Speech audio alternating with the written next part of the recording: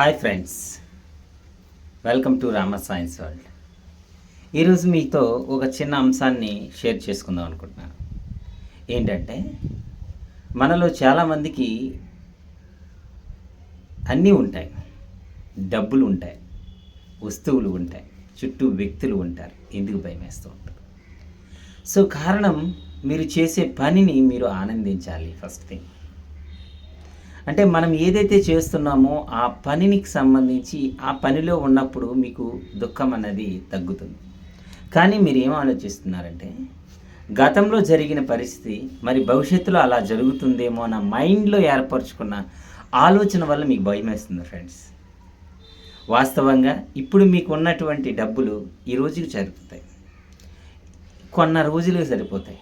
ఇప్పుడు ఉన్నటువంటి పరిస్థితులు చాలా ఉన్నతంగానే మీరు ఉంటారు, చాలా విషయాల్లో మీరు ఉంటారు. కానీ ఏవైతే ఉన్నాయో వాటి వైపు మీ దృష్టి లేకుండా లేని వాటిపై చూస్తున్నారు. గుర్తుపెట్టుకోండి ఫ్రెండ్స్, మీ దగ్గర డబ్బులు ఉన్నాయి, మీ దగ్గర ఉన్నటువంటి అవసరాలకు సంబంధించిన విషయాలు ఉన్నాయి, కానీ లేని వాటి గురించి మీరు చూస్తున్నారు. అలానే ప్రస్తుతం బాగుంది, కానీ ఫ్యూచర్ ఏమవుతుందో అన్న ఆలోచన వల్ల మీరు భయపడుతున్నారు. సో మీ దగ్గర చాలా డబ్బులు ఉంటాయి, ఇది ఏమవుతుందో అన్న ఆలోచన ఉన్నప్పుడు మీకు ఆ డబ్బులు ఉన్నా సరే ఆనందం ఉండదు. సో కారణం, మీ ఆలోచనలో అంటే ఉన్న స్థితిలో మన కాడ ఇప్పుడు ఏదైతే స్థితిలో ఉన్నామో ఆ స్థితిలో మనం ఉండగలిగితే మీకు భయం ఉండదు. సో మీరు ఏం చేస్తున్నారు, మనం ఏదో ఆలోచించుకుంటాం.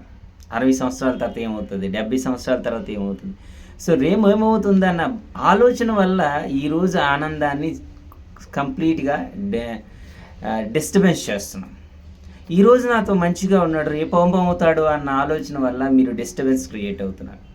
గుర్తుపెట్టుకోండి ఫ్రెండ్స్, మనం ఈ క్షణం ఆనందించగలిగితే మరుక్షణం ఆనందానికి లోనవుతాము, ఆ మరుక్షణం ఇంకొక ఆనందానికి లోనవుతాము.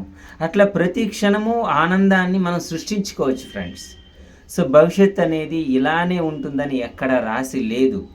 మీ యొక్క భావనకి, మీ యొక్క ఊహలకి అనుగుణంగానే జీవితం నిర్మించబడుతుంది. ఇప్పుడు ఉన్నదాన్ని ఆనందించండి. ఏకైక మార్గం, భయం పోవడానికి ఏకైక మార్గం ఇప్పుడు ఉన్నదాన్ని ఆనందించండి. ఏమీ కోల్పోయింది ఏం లేదు. Thank you my dear friends.